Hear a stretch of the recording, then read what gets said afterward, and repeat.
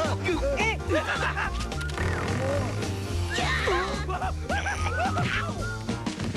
yeah!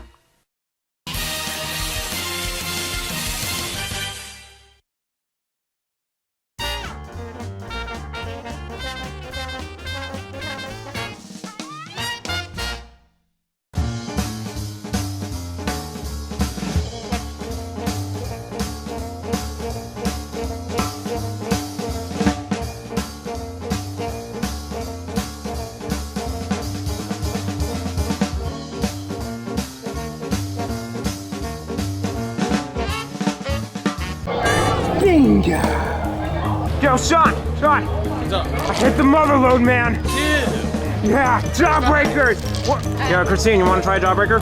Yeah.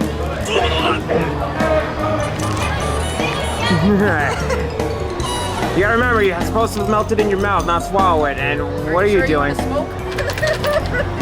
Real mature, Chevelli.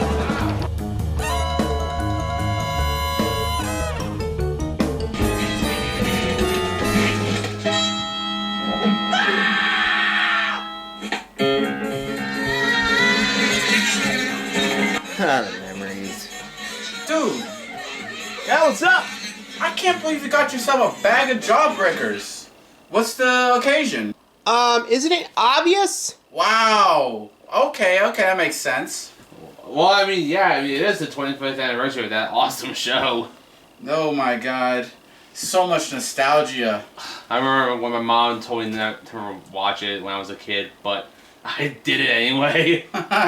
Wait, so you're gonna be reviewing another game based on that show, dude? That's exactly what I'm about to do right now. Looks like this dead boy is going in. It's time to head back to Peach Creek, folks. Around 5 years ago, I reviewed Eddy Jawbreakers for the Game Boy Advance to celebrate the show's 20th anniversary. I didn't like the game for being long and tedious. No offense, Ryan. Now it's 5 years later and the show just turned 25. Someone get me some crutches.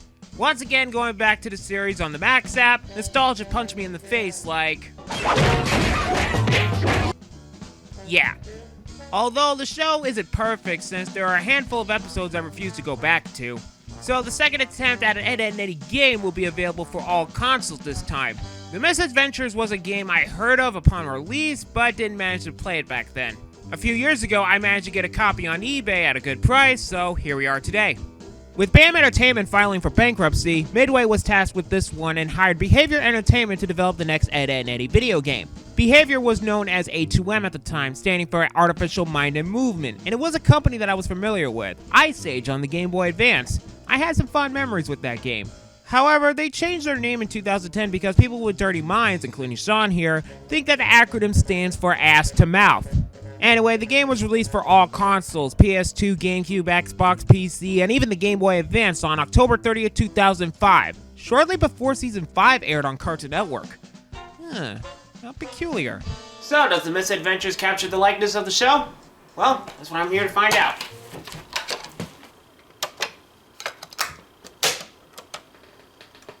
So after a slew of developer credits, we get to the title screen that changes every time you turn on the game. By the way, it uses the show's main theme, which I consider a nice touch. Plot-wise, it's basically like the show where there is not much of a plot. It's basically the Eds trying to work on scams to get Jawbreakers or other stuff they do around the cul-de-sac. With you controlling all three Eds at the same time, it's like interacting through a mini-season of the show. I dig it. For controls, I'll be basing it on the GameCube since that's the version I'm reviewing. You control all three Eds at once, much like Sonic & Co. and Sonic Heroes. You switch between the Eds with the L button, basic attacks with the B button, weapon attacks with the X button, and their signature moves with the R button. Ed is the muscles of the group. He can pick up and launch heavy objects with the Y button, bashes enemies with his head, and has the Batter Ed where he bashes through broken doors and other objects in his way. It's also useful to mow down enemies. Double D uses a slingshot for long-range attacks and shooting targets. Press and Z activates first-person mode, by the way. And has access with Trample Ed to get to higher places or bashes objects that he can't reach normally. Lastly, Eddy has the Tower of Ed, where he can guide the other Eds across a narrow platform, pick up other objects that he can't normally reach, or in the case of one level, stealth. Eddy also has those El Mongo stink bombs as a weapon. My brother showed me how to make it before he went away. It's pathetic. I only used it once just to shoo some characters away. Aside from that, the majority of the techniques all have their purpose and don't feel out of place. All the Eds control very well, and I'm impressed. Except in moments when the AI gets stuck in corners. Seriously, why is that a problem? Located around the main levels is a chicken that when you catch it, you can unlock some Easter eggs, which is cool. There is also a sandbox in each level. Let Ed dig in the box to grab some bonus costumes. One of them was the Space Outlaw suits first seen in Dawn of the Eds. You could also unlock 2 bonus levels in this game, though I'll save them for later as well. Lastly, there are also jawbreakers hidden in all the levels. There are a total of 40 to collect throughout the entire game, though some of them are locked by a payment. When you see wooden crates, bash them to get coins. Use the coins for this candy dispenser in the park. Be careful, the price builds up after each jawbreaker you get. Lastly, some blue orbs appear after bashing some enemies. They refill your meter if you take any damage. There are 6 levels in this game, or 8 if you count the 2 bonus levels. So to get through this game, I might explain the structure of each level, or scam as the game calls them. Just bear with me on this. The cul-de-sac serves as the main hub world where you gain access to all the levels. The attention to detail here looks like it's right from the show. Now on with the main game. Scam number 1, cool your Ed. The Eds go around the cul-de-sac to find some ice for their snow cone scam. Along with the search, they had to get Sarah and Jimmy out of their way in various tasks, like knocking stuffed animals off of a clothesline and tossing squirrels through a window. I make a good squirrel tosser, huh, Eddy? Yeah! Nice job, Mono Bro! As you make it to Rolf's place, they notice a machine that can produce the snow cones they need. Rolf refuses the Ed's usage of the machine, so what do? They break Rolf's pig pen. The Eds only agree to help to get the pigs back only if they use the machine at the end. Ed successfully puts the pigs back and Eddy gets his snow cones done. Scam number 2, pin the tail on the Ed. Jimmy is throwing a birthday party, but the Eds are not invited. Ed suggested crawling through the sewers to sneak into Jimmy's party. We squash some rats, bash some gators, and activate valves to get through. This level makes good use of the batter Ed to get obstacles out of your way and focuses on Double D's skills around here. A valve is missing and they notice that Johnny 2x4 has it. Being stubborn, Johnny won't give it up unless the water level is lowered to finish his clam fishing. Yeah, Johnny does that on the show. Anyway, the Eds made it to Jimmy's party and after bashing some piñatas, they had an unexpected counter with the cankers. You finish this up by bashing beehives under the cankers. The bees chased them off, but it was too late. The party is over. Well, that was a waste of time. Scam number 3 must be something I Ed. The Eds notice Rolf got jawbreakers and Rolf tells them that the candy store is offering them for free for Customer Appreciation Day. Again, it reminds me of the episode Don't Rain on My Ed. So it's a race to the candy store, thankfully better than the first GBA game. This is Eddy's focus level with his techniques. However, the Eds had some setbacks like Sarah forcing the Eds to get Jimmy's dolls out of the trees, and Kevin challenging the Eds to a trash can tumble competition. This is also the first time we see Peach Creek Junior High, again shortly before Season 5 aired. Lastly, there's a swarm of bees blocking the path, so the only solution is this. Eddy, slow down. They got me, Frank. The Eds made it, but Eddy has an allergic reaction after eating one, which made me ask the question. Who uses foot powder as flavoring for the jawbreakers? That is just stupid! With Eddy's hideous look, he has to sneak past the neighboring kids to get to his house. Well, of course, I do get a Metal Gear Solid vibe from this bit. I have to say the joke, right? Metal Gear Ed!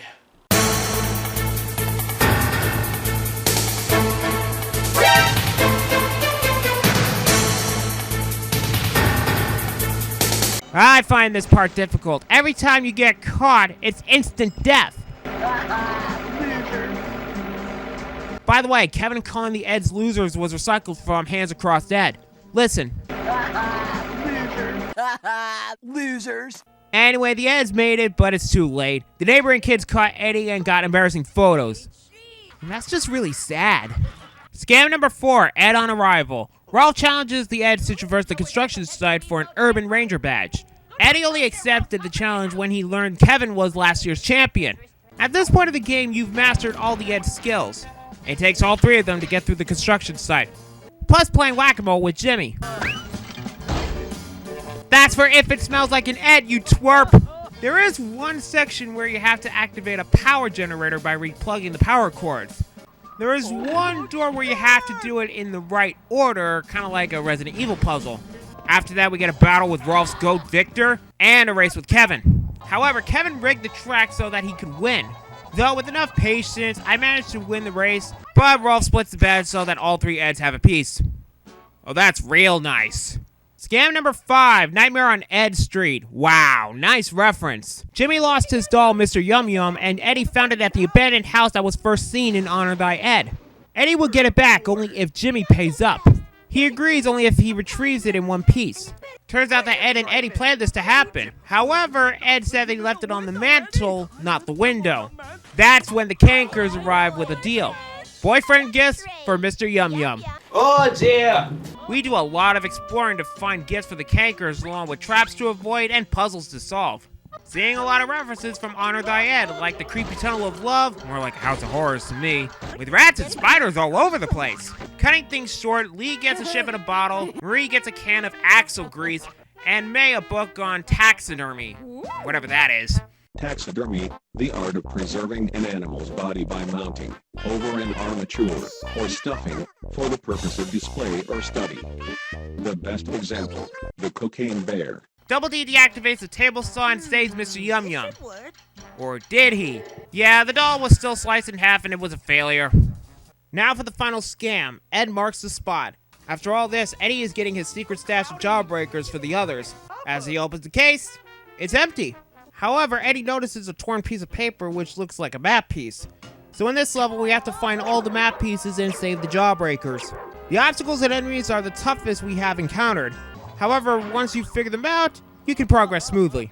Johnny found the first map piece, but we first deactivated the electric fence, then launched Johnny away Team Rocket style to get the map piece. I'm sorry, but the way he flew out, that was hilarious. No! Not my damn pet flamingo! Anyway, Jimmy has the next piece, but he won't give it up unless he gets a jawbreaker. After carefully crossing through these narrow platforms while sliding on slippery mud and questionable hit detection, we give Jimmy a jawbreaker, and I put that in quotations because it was actually a spider's egg. After getting through this junkyard, the Ed sees that Victor has a map piece as well. We fight him again, we get the final map piece, and it is revealed that the Cankers were the culprits. It ain't the first time the Cankers ruined the Ed's perfect day. The Eds enter the Cankers trailer to get their jawbreakers back until Eddy triggers a trap door through a secret tunnel. Now the Eds have to use all their skills to navigate through. All the skills you learn throughout the game. And at the end of the tunnel, we have the final battle with the Cankers. The way to beat this boss is to use Ed. Deactivate the electric floors using the barrels, or maybe the squirrels if you can stun them. Then batter Ed the pillars. Do it 4 times, you will defeat the Cankers and reclaim the jawbreakers. But it's too late. The Eds are forced into another Canker-style rape, giving them another nod to Honor Thy Ed. Ugh. No joke. That is how the game ends. After beating the final boss, it just cuts the credits after the end cutscene. It's just... That ending right there just left me disappointed. The Eds won, but they still lost. Bullshit! Now that the main levels are done, all that's left are the bonus levels. In Edzilla, the Eds build a fake city in the lane like in Urban Ed. However, Ed has that look in his eyes starting acting like a monster. This level is in Ed's fantasy where he wears a monster costume like in The Day the Ed Stood Still.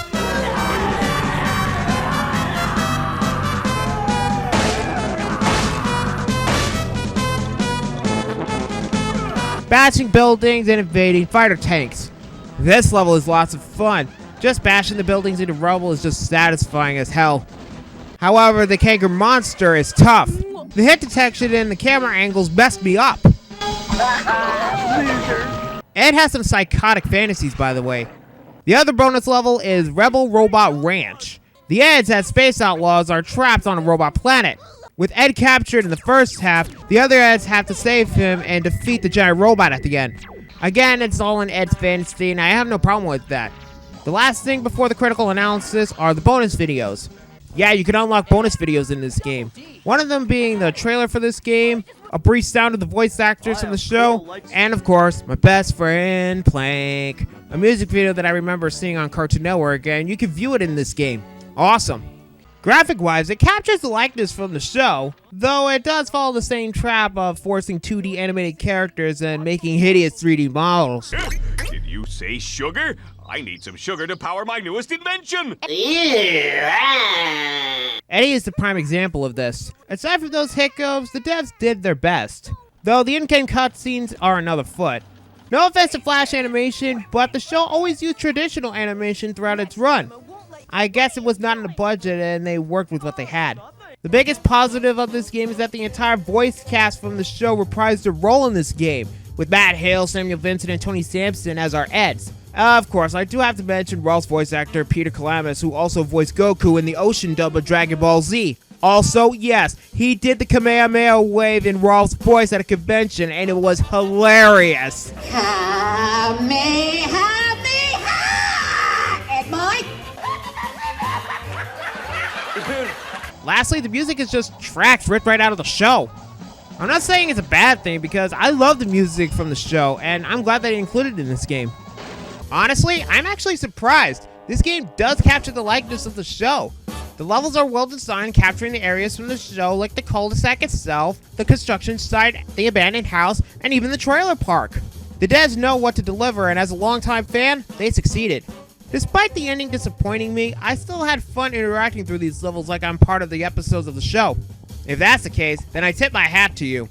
If you're an Ed, Edd and Eddy fan like me, I'd say you can't go wrong with this game. I definitely recommend it. Whether it's the PS2, GameCube, Xbox, or PC version, that is if you get the PC version to work, I would definitely give this game a go. Well, that's all I have to say about the console version. If you guys want my thoughts on the GBA version, I don't own a copy at this point. But when I was at my friend's place with this hack mini PlayStation, I actually played an emulated version, and here are his thoughts. Well, in this gameplay, this one is more smoother and much easier to jump. In the Jawbreaker, it was too stiff. Like every time you're trying to jump, they don't even jump high. Like look at this. Look at this. They're jumping high, unlike the one on the Jawbreaker. See? The controls are much easier too. All you gotta do is press A to jump, switch is R, and well, and I think that's it. And anything else, like when you're close to an object, you use the arrow of the top and you press B. See? And you can also, not only that, they have different qualities of power. For example, Eddy is a good jumper, Double D has intelligence, and Ed has his strengths. And that is actually true because Ed is tall, duh. The obstacles are much easier to jump. Look at that, see? As for now, I'm completing the level of getting all the ice. Wait a minute, let's go back to the last house. No, there's, oh shoot. Looks like I have to go back. Now I gotta switch to Ed to do this power. Powder Ed. Bam! And there you go, I got 3 ices. Right now, this game is not bad compared to the Jawbreaker. The Jawbreaker is too stiff. That's all I'm gonna keep saying. And the bird, and here we go, the bird hitting me again. Nah, trust me, if I do get a physical copy, I will update this review. Until then, I am Thomas the Retro Nerd. Thank you all for watching. See you guys in the next review. Now, some of you might be thinking, yes, I am eating a Jawbreaker at the end of this video. In the spirit of Ed, Edd and Eddy, I can understand why it's their favorite candy.